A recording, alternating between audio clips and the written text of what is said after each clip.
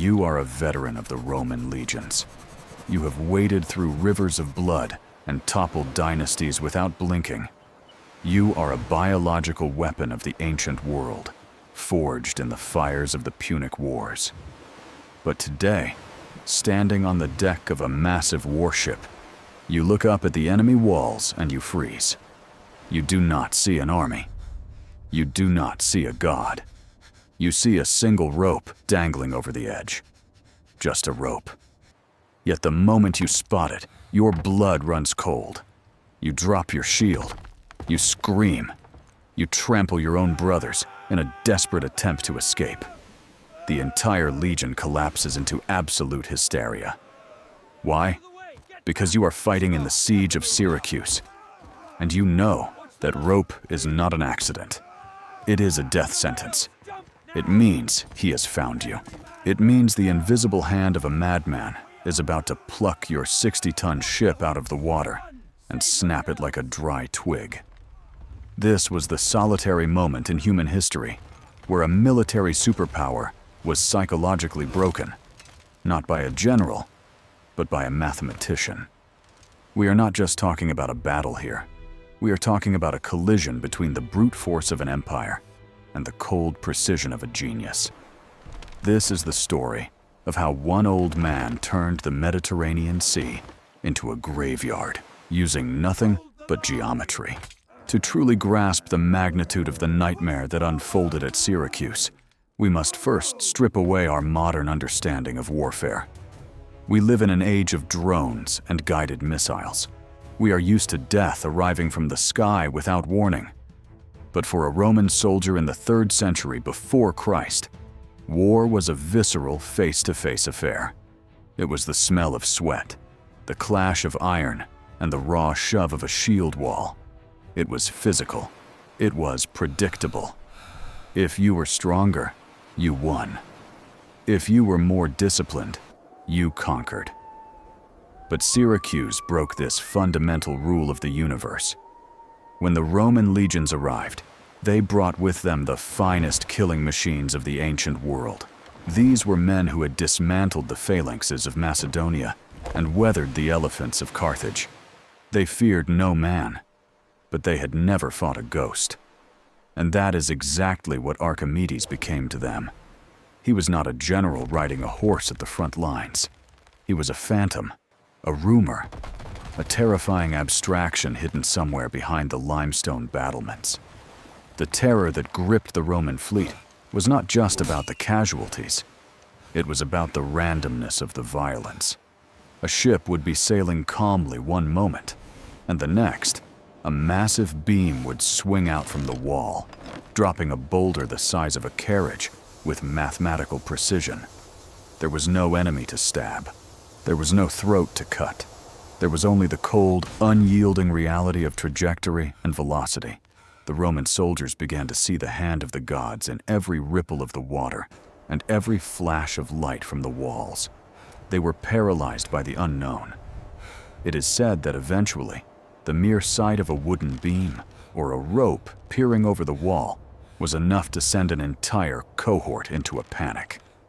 They would scream that Archimedes was unleashing another engine and flee before a single arrow was fired.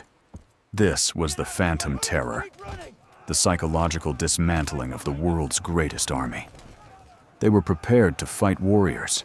They were completely unprepared to fight a mind that treated their lives as variables in a geometric equation. But to understand how Rome ended up in this humiliating position, staring up at the walls in fear, we have to look back at the desperate world they were trying to save.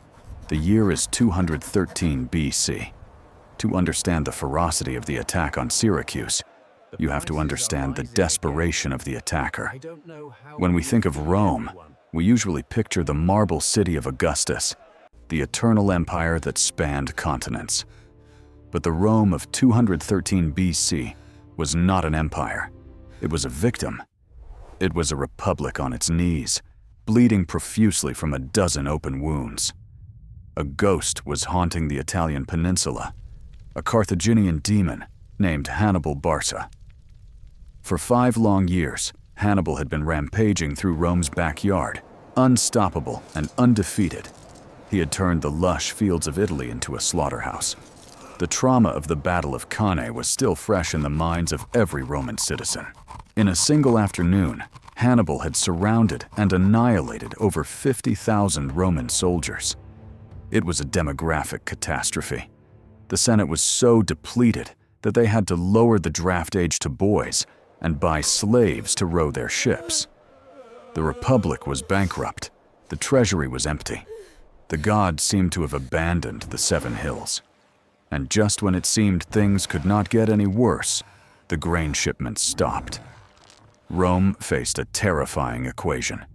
Even if Hannibal didn't kill them with swords, famine would kill them with silence.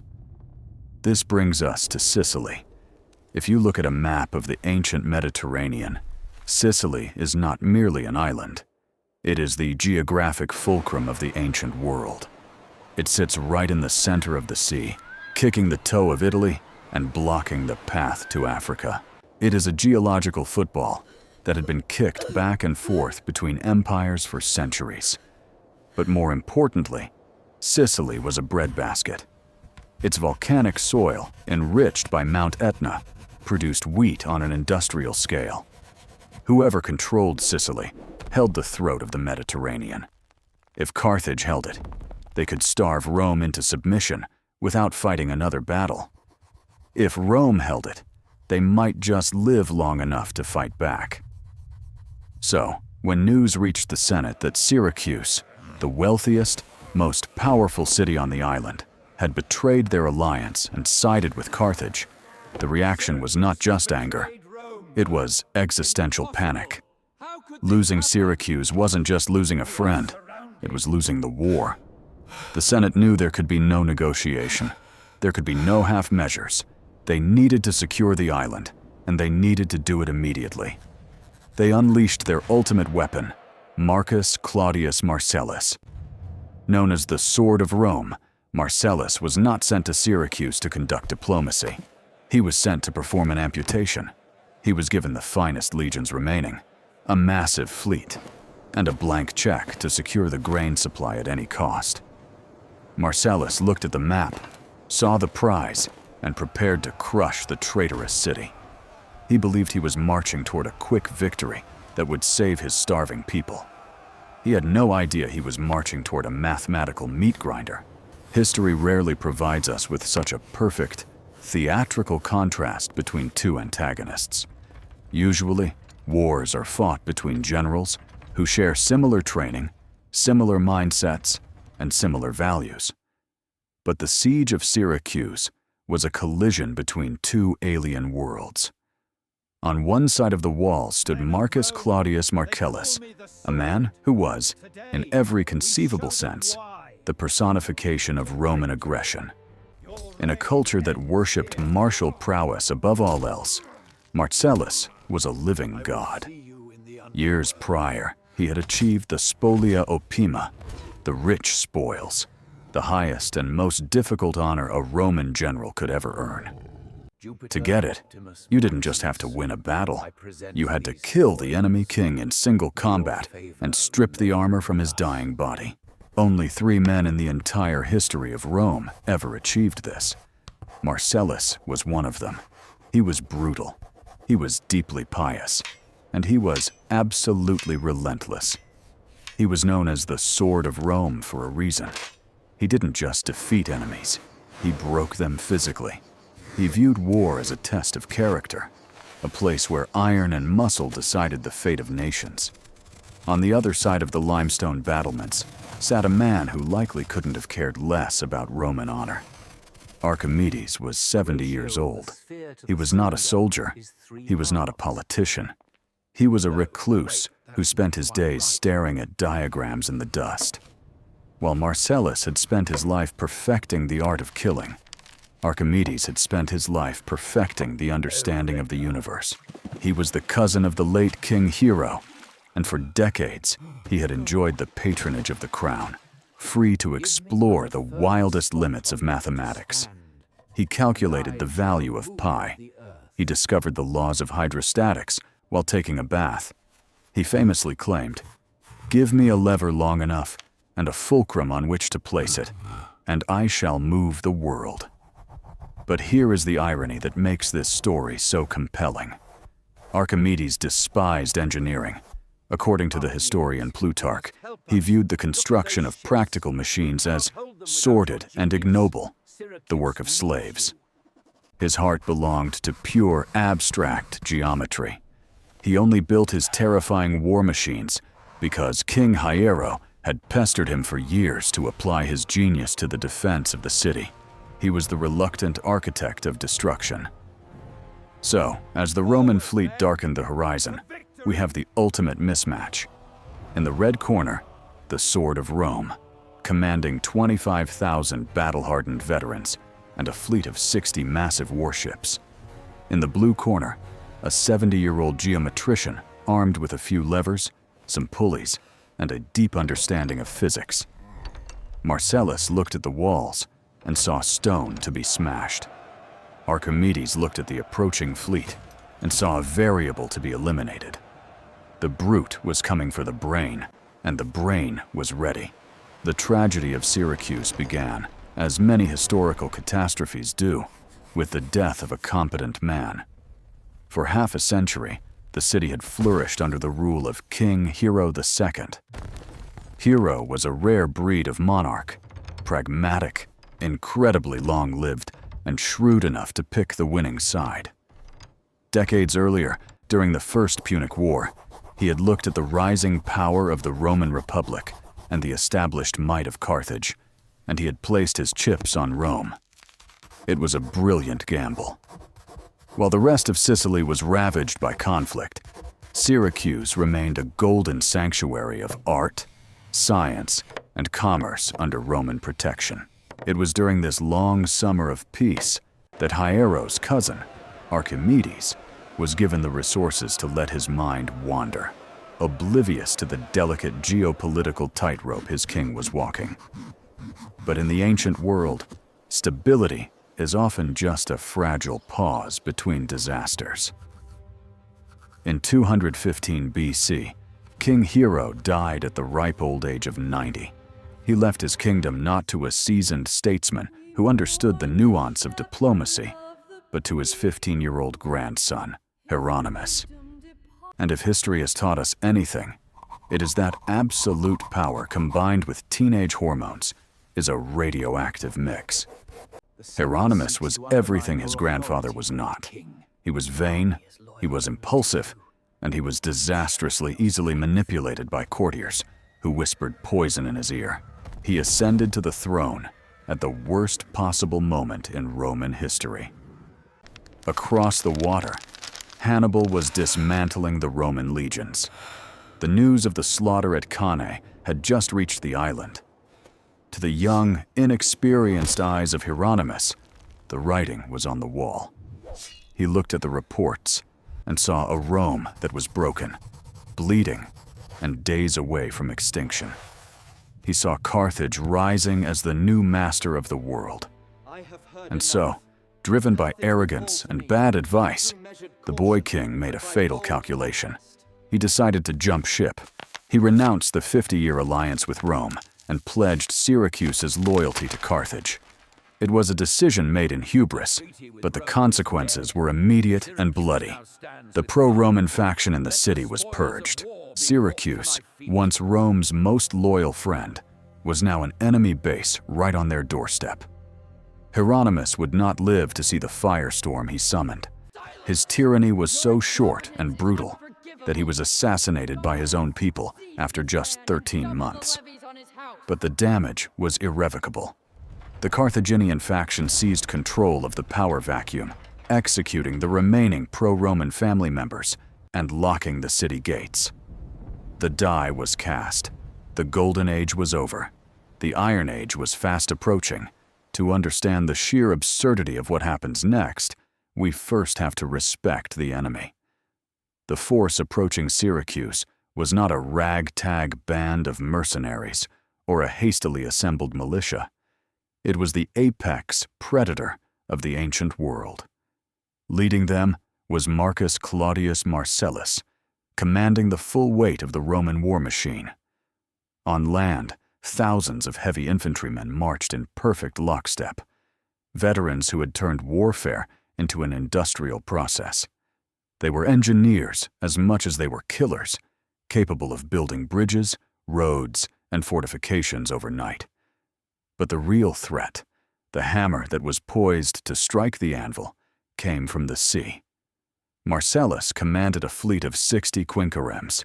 These were the battleships of antiquity, massive galleys with 5 banks of oars, manned by Roman marines who were itching for a fight. But Marcellus wasn't just relying on muscle. He brought his own toys to the party. The Romans had constructed a terrifying siege engine known as the Sambuca. Imagine a massive wooden ladder, wide enough for 4 men to run up abreast, mounted on a hinge between 2 lashed-together warships. Using a sophisticated system of pulleys and ropes, this bridge could be raised high into the air and dropped directly onto the enemy battlements. It effectively deleted the advantage of a wall. It allowed a flood of heavy infantry to storm the defenses without ever touching the ground. It was a masterpiece of military engineering. It was imposing. It was terrifying. And in the history of Roman warfare, it had never failed. As the sun rose over the harbor of Syracuse in 213 BC, the sight must have been apocalyptic. The horizon was choked with Roman sails. The ground shook with the rhythmic thrum of the legions. Inside the Roman camp, the mood was one of professional impatience. To Marcellus and his officers, this wasn't a battle for survival, it was a mopping-up operation. They knew about Archimedes, of course.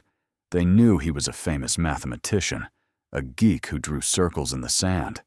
But in the rigid mind of a Roman general, geometry was a parlor trick. Philosophy didn't stop a gladius. Math didn't stop a siege tower. Marcellus was so confident that he allegedly made a joke to his officers. He looked at his massive Sambuca engines towering over the water, then looked at the city walls and remarked that his machines were about to drink up the seawater and wash the defenders away. He saw the campaign as a physics problem he could smash with brute force. He staged a classic 2-pronged assault. His legions would attack the hexapolon gate on the landward side, while his fleet would smash against the sea walls of Acradina. There was no way out. Logic dictated that Syracuse would fall within the week. The order was given. The trumpets sounded, a low, mournful blast that echoed off the limestone cliffs. The oarsmen began to row. The Roman war machine lurched forward, confident, loud, and inevitable. They were about to knock on the door of the smartest man who ever lived, and they had absolutely no idea that he was waiting for them. The Roman fleet surged forward. The oars churned the water into white foam as the massive quinqueremes raced toward the sea walls of Acradina. The plan was flawless. The ships carrying the Sambuca siege towers moved in pairs, lashed together, aiming to slam their bridges onto the battlements and flood the city with marines. The soldiers on deck braced themselves, shields locked, eyes fixed on the limestone parapets. They waited for arrows. They waited for stones. They waited for the usual chaotic resistance of a besieged city. But instead, they were met with something far worse. They were met with mechanical precision. As the ships entered the kill zone, the walls of Syracuse seemed to mutate. Massive wooden beams, hidden behind the fortifications, suddenly swung outward on swiveling axes. They didn't look like weapons. They looked like the skeletal arms of some buried titan waking from a slumber. Hanging from the ends of these beams were heavy iron grappling hooks, some shaped like eagle talons, others like giant tongs. The Romans paused. Confusion rippled through the ranks. What were these things? Before the order to retreat could even form on a centurion's lips, the claw of Archimedes dropped. The operators inside the walls released the counterweights. The iron talons plunged down from the sky with terrifying speed, crashing through the decks of the Roman ships or latching onto their prows. The sound was deafening, the shriek of tearing timber and the groan of straining ropes. Then, the physics took over. Inside the city, oxen or teams of men pulled on the other end of the massive levers. Physics is a cruel mistress. The laws of leverage dictate that a small force applied over a long distance can move a mountain, and Archimedes had turned the walls of his city into the fulcrum of the deadliest lever in history. Slowly, impossibly, the Roman ships began to rise. The soldiers on deck tumbled backward, sliding helplessly down the tilting floorboards into the sea. The prows of the quinqueremes were hoisted straight up into the air, lifting the entire front half of the vessel out of the water. The ship stood vertical, dangling like caught fish. The water drained out of the hulls, and the terror on the faces of the Marines was absolute. They were no longer fighting an enemy. They were fighting gravity. Then came the drop. The operators inside the walls pulled the slip knots, and the claws released. The ships, weighing tons, smashed back down into the water from a devastating height. The impact snapped keels in half. Water rushed in. The Sambuca towers, the pride of Roman engineering, shattered into splinters, dragging the lashed ships down with them. The harbor turned into a graveyard of wood and bodies. But the horror wasn't finished. Those ships that tried to stay back weren't safe either. Ancient superweapons of a different kind began to rain down. Archimedes had calibrated his catapults to fire stones, weighing up to 10 talents. That is roughly 600 pounds. But unlike standard catapults, these were not firing blindly. They were mathematically accurate. They smashed through the decks, crushing men and machinery alike with the force of a meteor. Marcellus, watching from his command ship, was stunned into silence. He saw his invincible fleet being picked apart like toys in a bathtub. He had come to fight a war, but he had walked into a slaughterhouse run by a geometer. The Iron Hand had not just crushed his ships, it had crushed the very concept of Roman superiority. If the claw was the nightmare of the sea, what happened next was the nightmare of the sun. The surviving Roman ships, battered and leaking, frantically pulled back from the walls. They rowed until they reached what they thought was a safe distance. They were out of the reach of the grappling hooks. They were beyond the arc of the heavy stones. They bobbed in the midday heat, the crews exhausted, gasping for air, trying to make sense of the mechanical massacre they had just survived. They believed they had found sanctuary in the open water. But Archimedes was not done. According to the historian Galen and later Byzantine accounts, as the sun reached its zenith, a strange phenomenon appeared on the walls of Syracuse. It wasn't a machine in the traditional sense. It was a blinding, concentrated light. The legend says that Archimedes had instructed his soldiers to polish their bronze shields to a mirror finish. Or perhaps, as some texts suggest, he had constructed a massive hexagonal mirror surrounded by smaller, adjustable plates.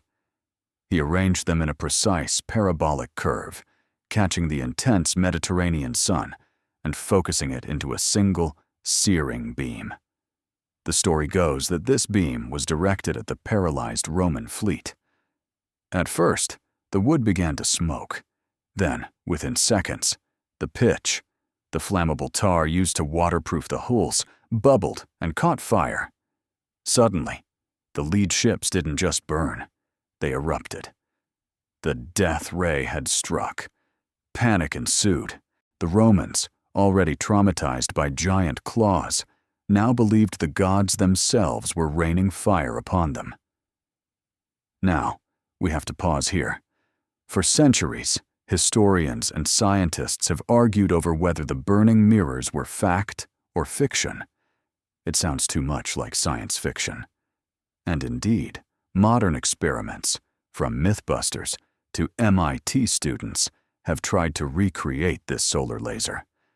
The verdict is mixed. Physics tells us that while it is theoretically possible to ignite wood with focused sunlight, doing it on a moving ship, bobbing on the waves, from a distance, is incredibly difficult. You need a perfect focal point held steady for a long time. However, let's look at this not just as physicists, but as tacticians. Even if Archimedes didn't create a laser beam that instantly vaporized ships like a sci-fi movie, imagine the effect of hundreds of polished bronze mirrors reflecting the midday sun directly into the eyes of the Roman oarsmen and archers. It would have been a blinding dazzle camouflage. You couldn't see to aim. You couldn't see to steer. And if you are a superstitious Roman soldier in 212 BC, and you see a blinding, unearthly light, followed by even a small fire on deck, you don't stop to calculate the focal length or the thermal dynamics. You assume it is sorcery. You assume Apollo himself has taken the side of the Greeks. Whether it was a literal death ray or a weapon of mass distraction, the result was the same. Absolute psychological collapse. The Romans were paralyzed. They couldn't get close to the walls without being crushed.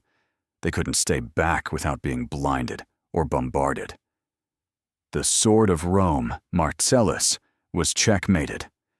He stood on his flagship, looking at his burning vessels and his terrified men, and he realized that a frontal assault was suicide. He gave the only order he could: retreat.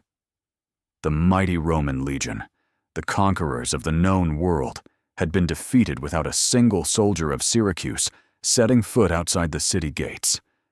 The sea attack was over. Archimedes had won the first round. Marcellus was bruised, but he was not beaten. He was a Roman consul, and Romans do not give up just because a few ships get smashed.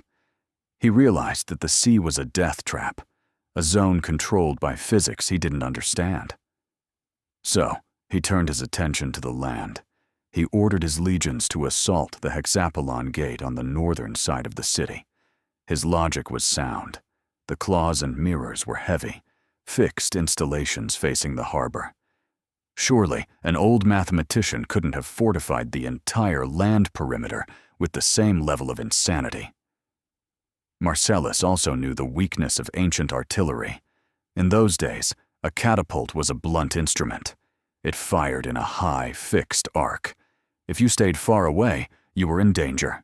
But if you charged fast and got close to the walls, inside the blind spot, beneath the arc of the projectile, you were safe.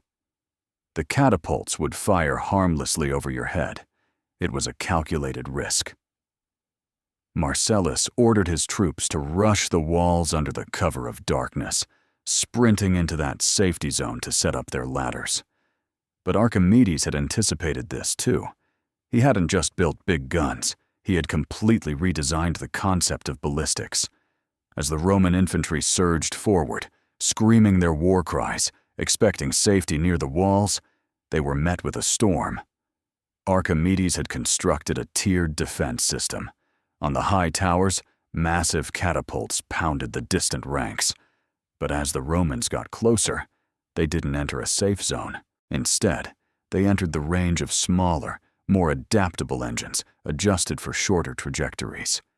And when they finally reached the very foot of the wall, the place that should have been the safest sanctuary, they found hell waiting for them. Archimedes had pierced the city walls with hundreds of tiny holes, no bigger than a man's hand. Through these loopholes, archers and operators of scorpions, small, rapid-fire ballistae, could shoot point-blank at the Romans without ever exposing themselves. The legionaries were being picked off by invisible enemies. Iron bolts and arrows seemed to materialize out of the stone itself. There was no cover. There was no blind spot. Every inch of ground from the horizon to the gate was a kill zone. It was a humiliation. The Roman army, the masters of siege warfare, were reduced to running in circles, terrified of walls that seemed to have eyes. Marcellus, watching his men retreat yet again, finally broke. But he didn't rage. In a moment of dark humor recorded by Plutarch, Marcellus actually laughed. He looked at his shattered engineers and said, "Shall we not stop fighting this geometrical Briareus, who uses our ships as ladles to toss water and outdo the 100-handed giants of mythology?" It was an admission of defeat. The sword of Rome acknowledged that he could not cut through pure genius. The active war was over. Marcellus called off all assaults. He realized he could not take Syracuse by force. The cost in blood and morale was simply too high. So, he decided to let time do the killing. He established a total blockade around the city. If he couldn't break the walls, he would starve the people behind them. The roaring adrenaline of the initial assault faded into the agonizing, slow-motion misery of camp life. For the Roman soldiers, this was a different kind of hell. The excitement of battle was replaced by the monotony of the wait. They sat outside the walls of Syracuse, rotting in the Sicilian heat. Malaria began to breed in the nearby marshes, thinning the ranks faster than any arrow. Supplies were tight. Morale was plummeting. They were the conquerors of the world. Yet here they were, reduced to glorified jailers, swatting mosquitoes and staring at the impenetrable fortress that mocked them daily. The shadow of Archimedes still loomed large over the camp. Every strange noise from the city, every flash of light, made the veterans flinch. Inside the city, the mood was dangerously different. The Syracusans were surviving, but they were trapped. The blockade was a slow strangulation, yet thanks to the massive grain stores and the invincible feeling of having repelled Rome, a lethal complacency began to set in. They believed they had won.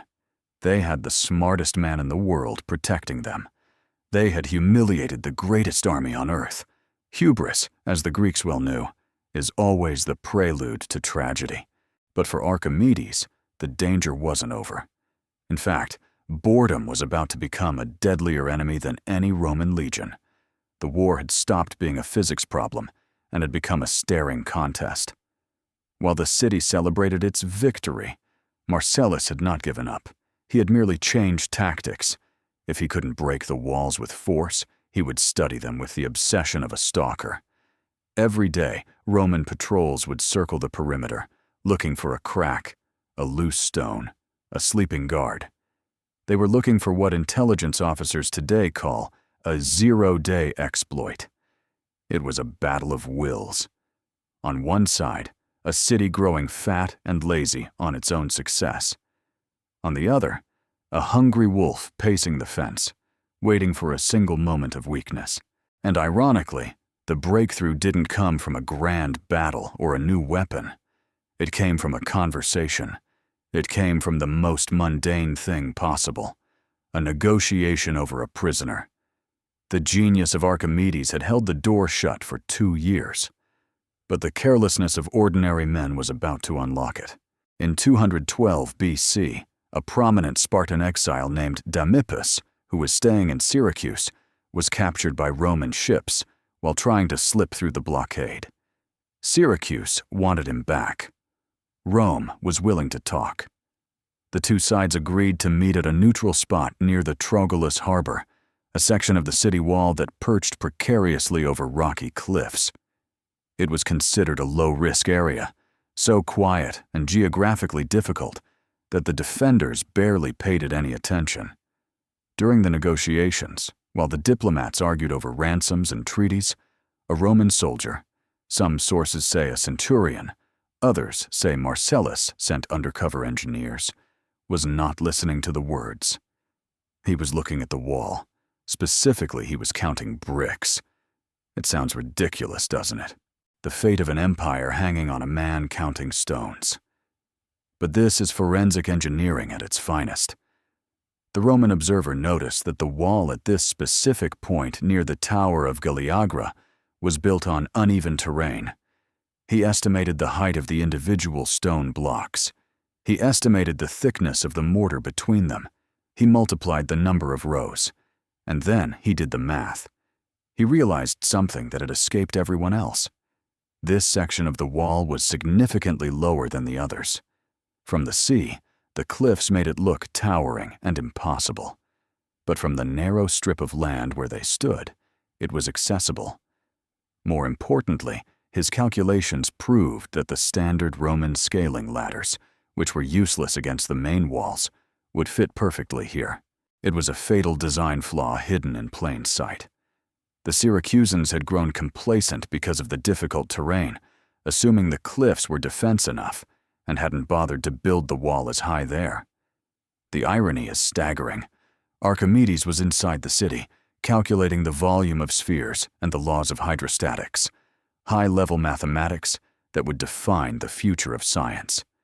Meanwhile, outside the walls, a Roman grunt was using basic arithmetic, addition and multiplication, to dismantle his defenses. The Romans returned to camp, not with a treaty, but with a measurement. Marcellus listened to the report. The sword of Rome finally had a target, but he couldn't just attack. Archimedes' machines would still tear them apart if they were seen. He needed a distraction. He needed the city to be looking the other way. Fate, it seemed, was finally ready to smile on Rome. A deserter from the city brought news to the Roman camp. A great feast was approaching, the festival of Artemis. The deserter reported that while food was scarce inside the city due to the blockade, wine was plentiful. For 3 days, the entire city of Syracuse, soldiers and civilians alike, would be drinking, dancing, and celebrating their goddess. They would be drunk, they would be loud, and most importantly, they would be distracted. Marcellus looked at his scaling ladders. He looked at the calendar. The math had been done. The date was set. The genius of Archimedes had held the door shut for 2 years, relying on complex physics and terrifying machines. But the carelessness of a drunk sentry and the simple arithmetic of an observant soldier were about to unlock it. The countdown to the end of Syracuse had begun. Night fell over Syracuse. It was a night dedicated to Artemis, the goddess of the hunt. But inside the city, the only thing being hunted was oblivion. After 2 years of siege, rationing, and constant fear, the people of Syracuse had finally snapped. The tension had to go somewhere. So when the wine casks were opened for the festival, the city didn't just drink, it drowned itself. The streets, usually patrolled by disciplined guards, were now filled with music, laughter, and staggering soldiers. The watchtowers, the eyes of the city, grew heavy and shut. Even the sentries on the crucial northern walls, believing themselves safe behind Archimedes' genius and the sheer cliffs, abandoned their posts or fell asleep in a drunken stupor. They felt invincible. They had forgotten that they were at war with Rome. Outside, in the pitch black, there was no music. There was only the sound of waves crashing against the rocks and the suppressed breathing of 1,000 hand-picked men. Marcellus had selected his absolute best, the elite of the legions.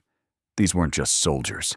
They were scalers, men with nerves of steel and the agility of cats. They carried their swords, their shields, and the specially measured ladders that had been constructed in secret, based on the count of the bricks.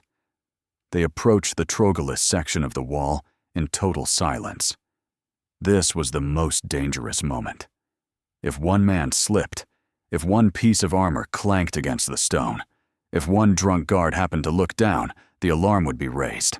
And if the alarm was raised, Archimedes' machines would wake up, and the slaughter would begin again. The first ladder touched the stone, then the second. The Romans began to climb. Picture the scene: 1,000 men hanging by their fingertips on a cliffside wall, suspended between the black ocean below and the enemy city above. Above them, they could hear the muffled sounds of the party, the very thing that was saving their lives. The first legionary reached the parapet. He pulled himself over the edge. He drew his gladius. There was no challenge. The tower guards were found asleep, surrounded by empty flagons. Their throats were slit before they even knew the city had fallen. It wasn't a battle. It was a grim, silent disposal. One by one, the towers along the northern wall were secured. The Romans moved like ghosts, seizing the fortifications from the inside out. They didn't light torches. They didn't cheer. They simply moved to the next objective, the Hexapolon Gate. This was the main entrance to the city from the north, a massive fortress within a fortress. If they could open this, the siege was over. As dawn began to break, painting the sky in shades of violent violet, the citizens of Syracuse began to wake up from their hangovers. The music had stopped, but something was wrong. The air felt different. And then the sound came. It wasn't the sound of a rooster or a market opening. It was the sound of Roman trumpets, hundreds of them, blaring from inside the walls. The hexapolon gate groaned open. The hinges, which had been shut tight for 2 years, gave way, and through the archway marched the rest of Marcellus's army. The legions poured in like a flood of iron. The citizens of Syracuse stumbled into the streets, rubbing their eyes, only to see the nightmare standing in their living rooms. The panic was instantaneous and absolute. The impregnable city, the fortress of science, the jewel of the Mediterranean, had been taken not by a superweapon, but by a ladder and a bottle of wine. Marcellus rode through the gates and looked up at the city he had conquered. History tells us that when he saw the sheer scale of Syracuse, the beauty of its temples, and the magnitude of his victory, he wept. Perhaps he wept for the glory. Perhaps he wept for the destruction he knew was coming. Because according to the brutal laws of ancient warfare, a city that resists a siege is not entitled to mercy. The sack of Syracuse had begun. The fall of Syracuse was not a battle. It was an atrocity. When the Romans entered the city, the pent-up frustration of 2 years of siege, disease, and humiliation was unleashed on the civilian population. Marcellus, despite his tears, allowed his men to plunder the city. The wealth of centuries, gold, statues, furniture, slaves, was dragged out into the streets. Temples were stripped, homes were violated, and the air was filled with smoke and the screams of the dying. But in the midst of this apocalypse, one man remained utterly detached from reality. In a quiet corner of his garden, presumably away from the main thoroughfares, Archimedes was working. He was 75 years old now, the noise of the city falling around him, the crashing timber, the shouting soldiers, seems to have filtered out of his consciousness. He was bent over a box of sand, tracing a complex geometrical diagram. Perhaps he was calculating the volume of a sphere. Perhaps he was refining a theorem that would take humanity another 1,000 years to understand. To him, the Roman legions were irrelevant. The only truth that mattered was the circle in the sand. Marcellus had given a strict, explicit order: do not harm Archimedes. The Roman general knew the value of this man. He wanted to capture the geometric giant alive, perhaps to bring him to Rome as an advisor, or perhaps just to gaze upon the mind that had humiliated him for so long. Marcellus sent soldiers specifically to find him and bring him to safety. Fate, however, is cruel. A Roman soldier, a nameless grunt infantryman, stumbled into the garden. He didn't know he was looking at the greatest genius in history. He just saw a stubborn old man ignoring him. The soldier barked an order: "Get up! Come with me to Marcellus." Archimedes didn't even look up. He waved his hand dismissively, his eyes fixed on the sand. He uttered the words that would echo through history: "Noli turbare circulos meos." Do not disturb my circles. It was the ultimate statement of a scholar. Your war is petty. Your empire is temporary. This truth in the sand is eternal. Step back. But the soldier didn't care about truth. He was adrenaline-fueled, blood-drunk, and insulted by this old man's arrogance. In a flash of impatience, he drew his gladius and struck. There was no duel, no final speech, just a sharp thrust of iron. Archimedes fell onto his own diagram, his blood washing away the circles he had died to protect. When the news reached Marcellus, he was devastated. He called the soldier a murderer and banished him from his sight. He ordered a solemn funeral for Archimedes, honoring him with all the rights of a noble. But it was too late.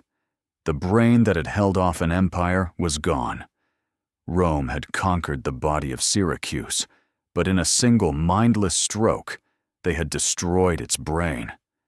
History has a terrible habit of forgetting. Fast forward 137 years. The year is 75 BC. A young Roman official named Cicero, who would go on to become Rome's greatest orator, arrives in Sicily. He asks the locals to show him the tomb of their greatest hero, Archimedes. And here is the shocking part. The people of Syracuse said they didn't know where it was. They denied he even had a tomb. In less than 2 centuries, the city had forgotten the man who had single-handedly saved them. Cicero didn't believe them. He remembered a verse he had heard about a sphere and a cylinder being carved on the tombstone. He went out into the overgrown graveyards outside the Agrigentine gate. He searched through the briars and the brambles, hacking away the undergrowth. And there, hidden under a thicket of weeds, he found it. A small column, barely visible, topped with a stone sphere and a cylinder. Cicero cleared the brush. He stared at the weathered geometric shapes. It was a moment of profound connection across time. The greatest mind of the Greek world was finally paid respect by the greatest voice of the Roman world. Syracuse fell. Rome eventually fell. But the geometry remains. The lever still works. The sphere is still perfect. Archimedes teaches us that, while empires are built on blood and iron, they eventually turn to dust. But the circles drawn in the sand, they last forever. So, what is the ultimate lesson of Syracuse? We look back at this siege, and we see the cool gadgets, the death rays, the claws, the giant ships. It is easy to get lost in the ancient superweapon hype. But the real weapon wasn't the claw. It was the mind that imagined the claw. Archimedes showed us that one person, armed with nothing but the laws of physics and the courage to think differently, can hold back the tide of inevitability. But his death leaves us with a haunting question. When that soldier killed Archimedes, he didn't just kill a man. He tried to kill a way of thinking. He chose immediate violence over eternal understanding. I want to ask you, do you believe the death ray was a literal weapon of mass destruction? Or was it just Roman propaganda to explain their own incompetence?